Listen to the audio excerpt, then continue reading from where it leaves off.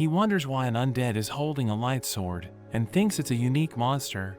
He attacks it again, but it doesn't seem effective, and his sword is already damaged, so he has no other choice, and unlocks his limit.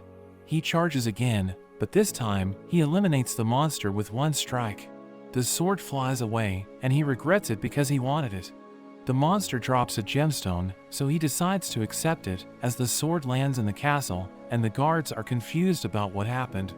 They wonder what to do, so the second Princess Rion asks them to call an appraiser to analyze the sword and investigate who threw it into the castle, thinking he must be strong. Shinya walks through the city, and he sees injured soldiers. The guard explains that a squad of 12 was attacked by the Skullface, but only 4 returned, and Shinya realizes that the carriage belonged to them. The guard also mentions the sword thrown into the castle, so Shinya feels guilty for the trouble. He returns to the guild, and Celica notices that the adventurers gathered to defeat the Skullface, but Shinya reveals that he already killed it and shows the gem it dropped, leaving her in disbelief.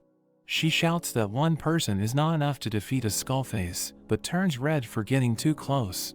Celica's co-worker Alice suddenly appears, and Celica tells her that Shinya defeated the Skullface Jack.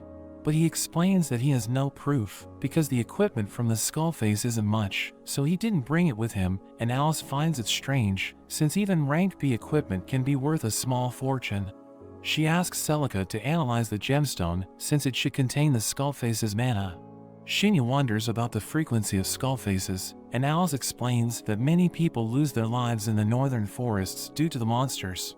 So the ranks of the dead can merge with mana, creating the perfect environment for undead creation, but the forest doesn't have much mana, so there shouldn't be a powerful undead.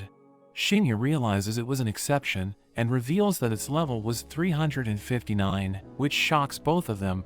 Celica runs to analyze the stone, and Alice explains that if this is true, he's stronger than a rank A group, but he asks her to keep it a secret, since he doesn't want to draw attention.